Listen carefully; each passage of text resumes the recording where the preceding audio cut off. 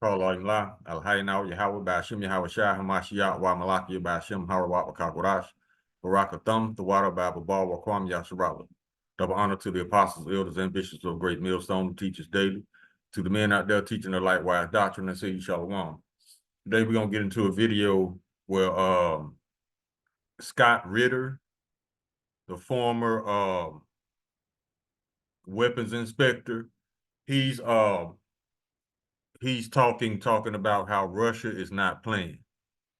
And that's the thing. See, a lot of people think Russia playing. Russia's not playing because Russia has a purpose in this thing. And their destiny has already been decided as well, as far as their role in which they're playing to bring forth World War III, as well as the other nations. But particularly Russia has a very strategic role to play. And that is to bring forth World War III, because they are the antagonists against NATO. Now, if NATO didn't have any enemies, there would not be a war, right? So, considering the fact that NATO has enemies, well, NATO has created enemies, I put it like that, because Russia has stated their stance from the jump, and it hasn't changed. And their stance was, NATO cannot expand eastward toward Russia. United States and NATO act like they ain't hear that. So Putin doing what he got to do. They're forcing the hand, but it's all the will of Yahweh by Hashem Yahweh Shai. So without further ado, let's grab this video real quick and let's get into it.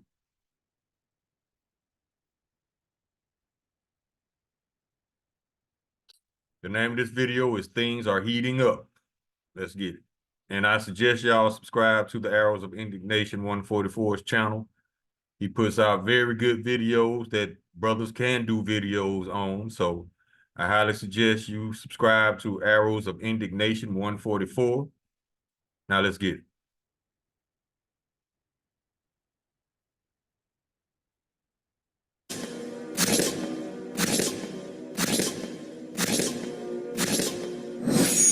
Russia isn't bluffing. I hope the people watching right now are getting cold sweats right now, because the world's over at this point, ladies and gentlemen.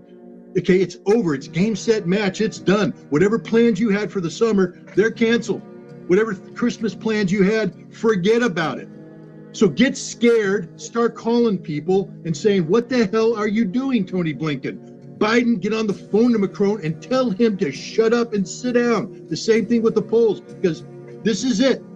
Russia's getting ready to exercise the use of tactical nuclear weapons in the southern military district.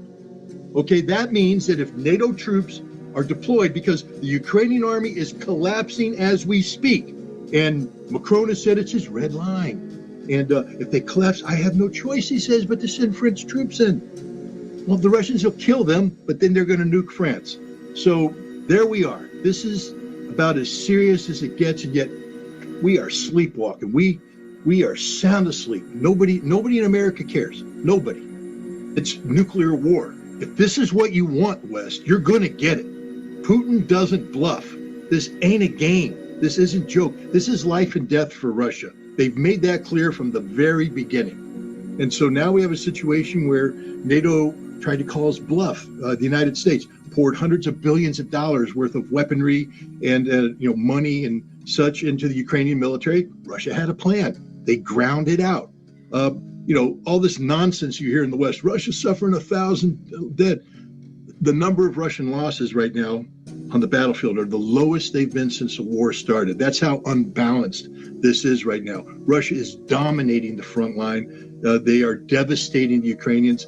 It was 800 Ukrainian dead a week ago. It was 1,000 earlier. It's up to 1,500 dead. They're just being slaughtered. They're being annihilated, and there's nothing to replace them. So they are literally collapsing. NATO's in a panic. Macron's talking about sending troops. Poland's talking about sending troops. And Russia's saying, I don't know how many times we have to tell you, if NATO troops show up on Ukrainian soil, we're going to nuke you. We're going to nuke you. Okay, we're going to take you out. Not your troops in Ukraine. We're going to nuke the decision-making centers. I think we need to understand one fundamental truth here, that this conflict is seen by Russia as an existential conflict. that there is no tie, there is no defeat, there's only victory. And they have put together a plan to achieve that victory. And they're on the cusp of that happening right now. As we speak, the Ukrainian army is disintegrating at the front. This is sending, waves of panic through NATO, et cetera. And this is why you see, Emmanuel Macron talking about the need to send French troops if the Ukrainian line collapses. Well, it's collapsing right now. David Cameron making similar statements. Russia has a plan. They have mobilized the troops. They have trained the troops. They have the military, conventional military, to achieve this objective. As I was told by a general earlier this year, major changes on the map in May and probably game over by the end of the summer. And that's the trajectory they're on. The problem is you have the West saying insane things, such as if the Ukrainian line collapses, NATO troops will intervene. This is why Vladimir Putin now has ordered the southern military district. People, please just open your eyes and your ears and listen to what I'm saying. The southern military district to carry out training for the employment of tactical nuclear weapons. This doesn't mean that they're going to use nuclear weapons in Ukraine. They're not. They're going to blow the hell out of NATO forces in Romania, Poland, Germany, France, Italy. It's nuclear war. All right. Y'all heard him. Y'all think we just be prophesying just to be talking. All this stuff in this Bible is about to come to pass, whether you want to accept it or not. So it would behoove you to prepare spiritually. Because if the Lord is not with you, you will not make it through this. You got a civil war brewing in this country, and then a bigger world war on the world stage brewing. Y'all think y'all just gonna be able to ignore this and continue on with your little normal lives? No, this is gonna impact everybody. Now let's get some scripts. We can start with Revelation. Let's go to the book of Revelation, chapter 6.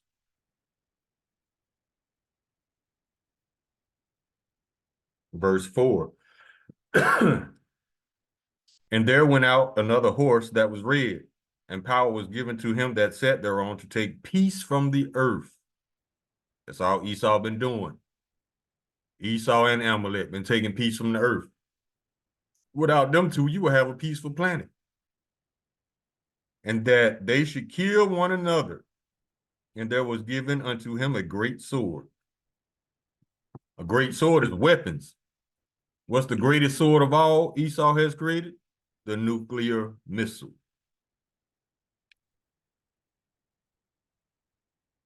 Now let's go to Revelation chapters 11 and 18. This is Revelation chapter 11, verse 18.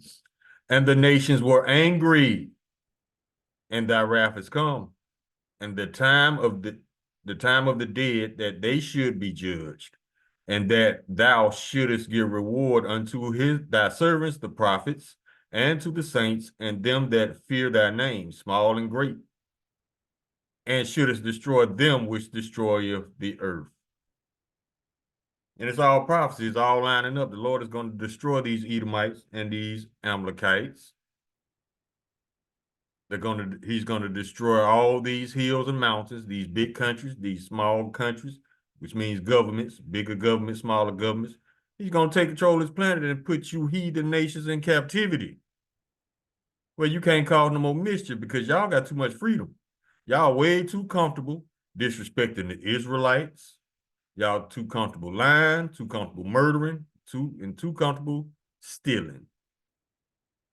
So the Lord finna check all this. This bullshit, unnecessary wars Esau got brewing to try to seize control of the people and the planet, trying to steal back his birthright. The Lord finna shortstop all this. Because all this ain't nothing but Edomite bullshit.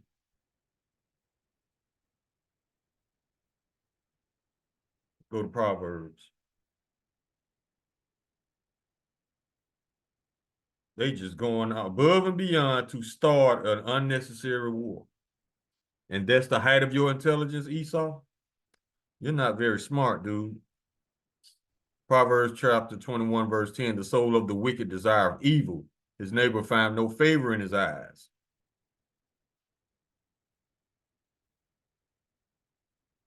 Yeah, they got to have it. Job chapter 9, verse 24, the earth was given to the hand of the wicked. He covered the faces of the judges thereof, if not where and who is he? That's why all this bullshit going on, because Esau running the show and he's destroying everything in his path. Habakkuk chapter 2, verse 4. Behold, his soul which is lifted up is not upright in him, but the just shall live by his faith. Verse 5. Yeah, because he is also because he transgressed by wine, he is a proud man. I mean, you can't tell him shit, he know everything. Neither keepeth at home, always in other people's countries, murdering, stealing, robbing, and lying. Who enlarges his desire is hell and is a death and cannot be satisfied. See, everything ain't enough for these fools. So they're just gonna destroy everybody. If the Lord wasn't coming back, Esau will kill everybody and everything, including his own people, and then himself. When it get down to the last two Edomites on the planet, one gonna take out the other one, and the last one standing gonna start crying, and he gonna commit suicide. Dummies. But gather unto him all nations and heap unto him all people. Everything ain't enough for Esau. Let's go to Proverbs chapter 24.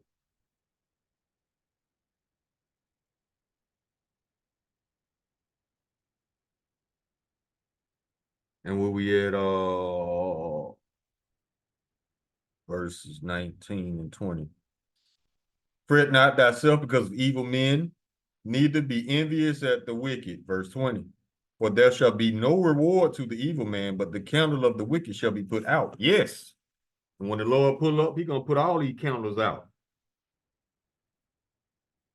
Now let's go to the book of Ecclesiasticus, chapter 12.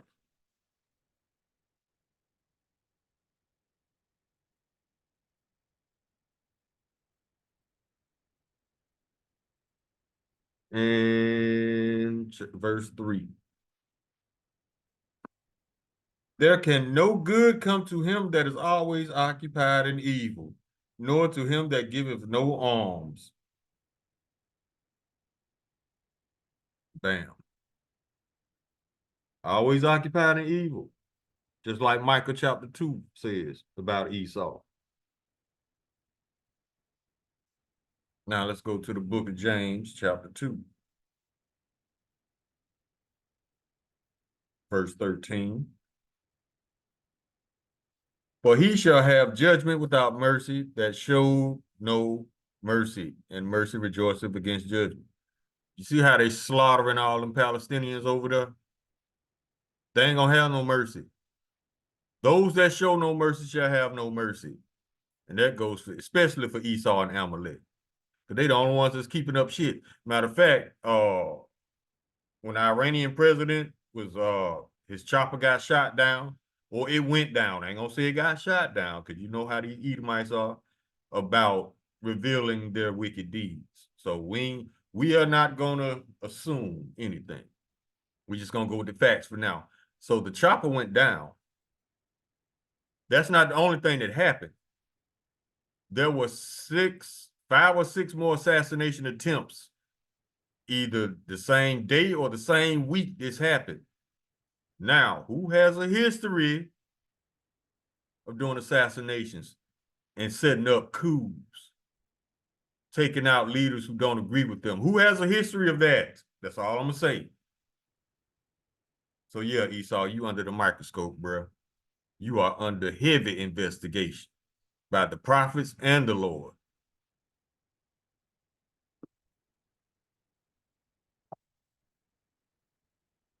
Now let's go back to Ecclesiastes chapter 25.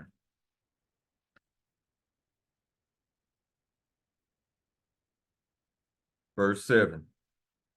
There be 9 things which I have judged in mine heart to be happy, and the 10th I will utter with my tongue. A man that have joy of his children, and he that liveth to see the fall of his enemy. Now, Napoleon Bonaparte had an expression which I just love, and he stated that when your enemies are making a mistake, never interrupt them. So we're gonna let Esau continue to murder, lie, and steal his way into captivity. Fool is what a fool does. Deuteronomy chapter 30.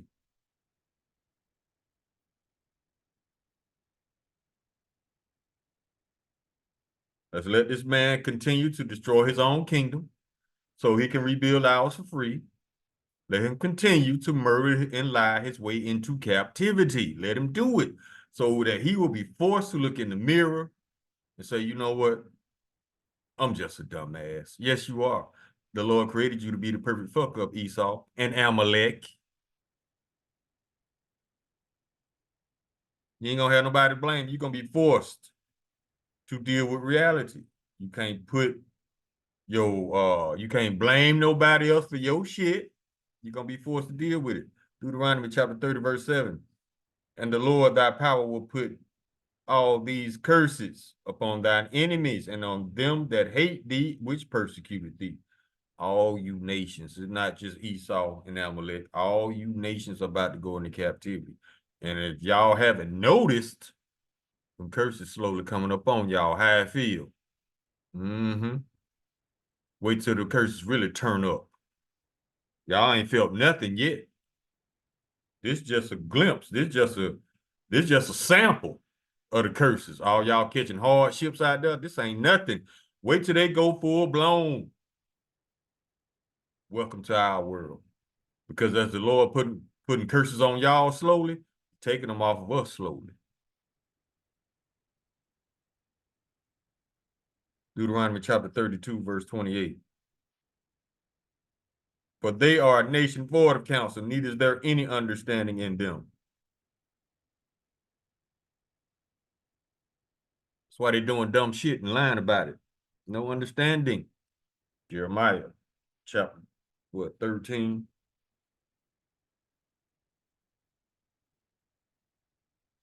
verse 23. Can the Ethiopian change his skin or the leopard his spots?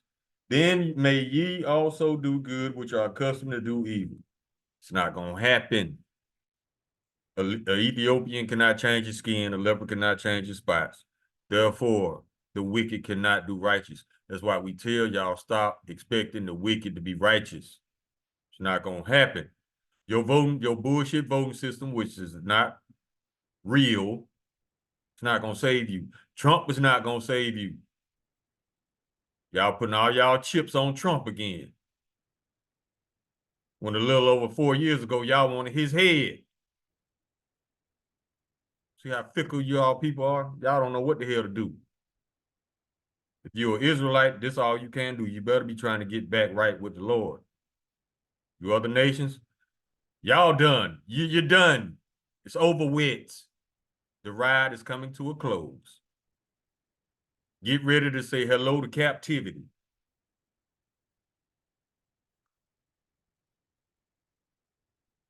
Go to Psalms chapter 73.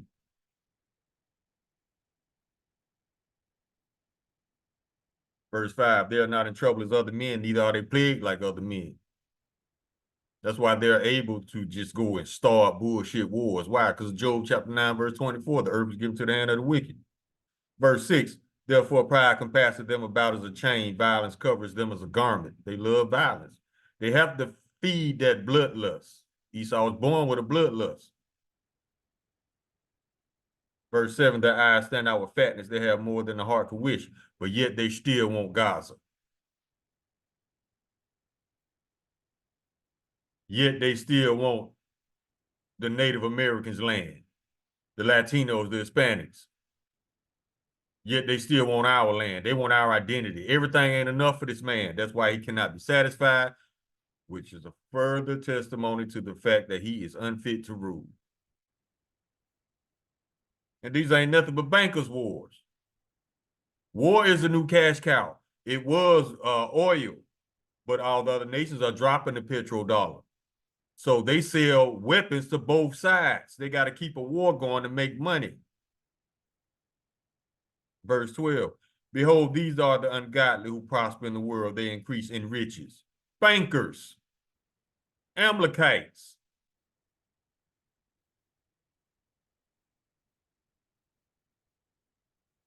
Isaiah chapter 29.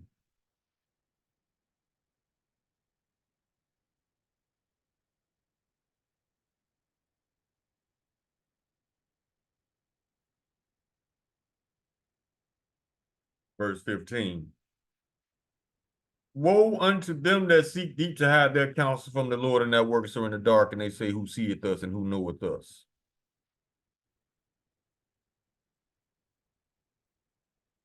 They still think don't nobody know what they're doing.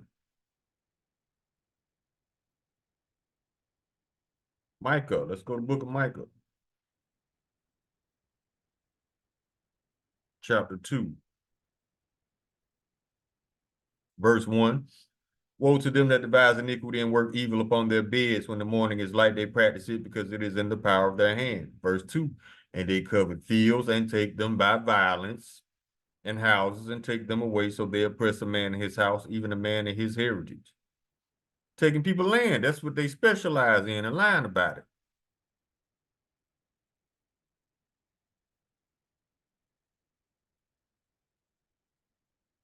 Obadiah chapter 1, verse 2. Behold, I have made thee small among the heathen, thou art greatly despised.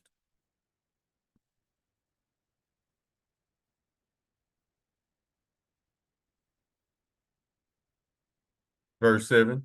All the men of thy confederacy have brought thee to the even to the border. The men that were at peace with thee have deceived thee. See, Babylonians, Americans, and prevailed against thee. They eat that, wait, they that eat thy bread have laid a wound under thee. There is none understanding in him. That's why Scott Ritter said that the United States was speaking insane statements. Verse 8, shall I not in that day, saith the Lord, even destroy the wise men out of Edom and understanding out of the mount of Esau? That's why they're doing dumb shit. The psyops are getting more sloppy by the day, and their lies are proven to be lies before the ink dries.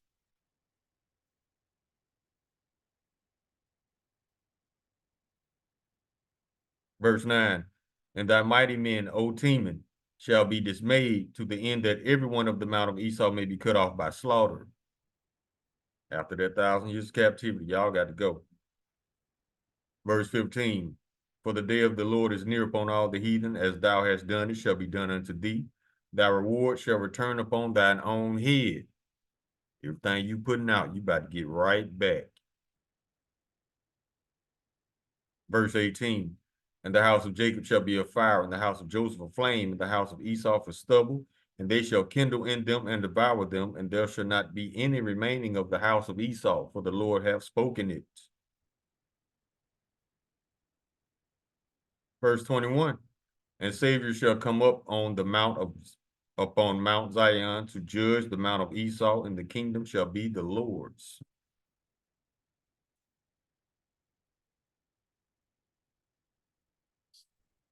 Now, this is the critical role that Russia plays. This is Isaiah chapter 13, verse 17. Behold, I will stir up the Medes, which are the Russians, against them, which shall not regard silver, and as for gold, they shall not delight in it. Verse 18. Their bows also shall dash the young men to pieces. Did he not say that the Ukrainians are getting slaughtered? Yes. And they shall have no pity on the fruit of the womb. Their eyes shall not spare children. You just wait till it get over here, though. It's going to be turned up. Verse 19, in Babylon, the glory of kingdoms, the beauty of the Chaldees' excellency, shall be as when Yahweh overthrew Sodom and Gomorrah. We all know what happened to Sodom and Gomorrah, right? Same thing gonna happen here because this is spiritual Sodom and Gomorrah. They're trying to force their ways upon the whole world. The world ain't having that shit.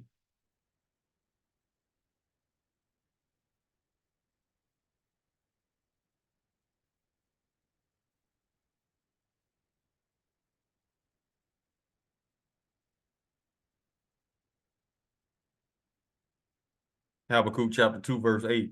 Because thou hast spoiled many nations, all the remnant of the people shall spoil thee. Spoil mean to rob. Because of men's blood, and as for the violence of the land, of the city, and of all that dwell therein. So it's going to be some payback. Jeremiah chapter 51, verse 11. Make bright the arrows, gather the shields. The Lord has raised up the spirit of the king of the Medes. Who is the king of the Medes? Putin. For his devices against Babylon to destroy it, because it is the vengeance of the Lord, the vengeance of his temple. Who's the Lord's temple? The Israelites. Verse 12, set up the standard upon the walls of Babylon, make the watch strong, set up the watchmen, prepare the ambushes. For the Lord hath both devised and done that which he spake against the inhabitants of Babylon. That's why a lot of people exposing Babylon for what it is. It says make the watch strong, set up the watchmen. Who are the watchmen? The prophets. Verse 13. O thou that dwellest upon many waters, abundant in treasures, thine end is come, and the measure of thy covetousness. See, what is covetousness? Greed. Prime example of covetousness is Bill Gates buying up all the farmland, not because he's going to use it, because he don't want you to have it. That's covetousness. And it says in the Apocrypha, there's nothing more wicked than a covetous man, roughly paraphrasing the scripture.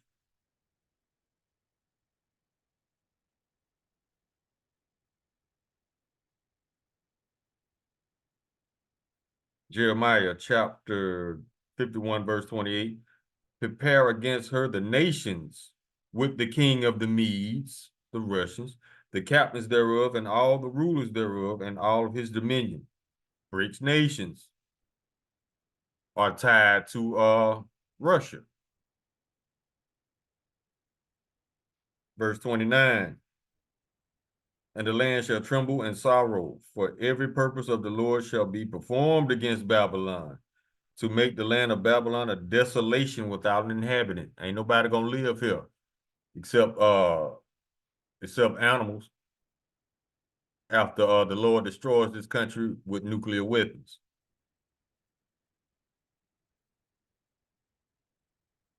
You don't believe it? Let's get it. Isaiah chapter 13, verse 6. Howl ye, for the day of the Lord is at hand. It shall come as a destruction from the Almighty. Verse 5. They come from a far country, from the end of heaven, even the Lord and the weapons of his indignation to destroy the whole land. What are the Lord's weapons of indignation? Nuclear missiles. Verse 7. Therefore shall all hands be faint, and every man's heart shall melt. Verse 18. And they shall be afraid, pains and sorrows shall take hold of them, and they shall be in pain as a woman that travaileth, which means giveth birth. They shall be amazed at one another, thus their faces shall be as flames, meaning they're going to be on fire. Now I'm going to get one more. We can close on this one.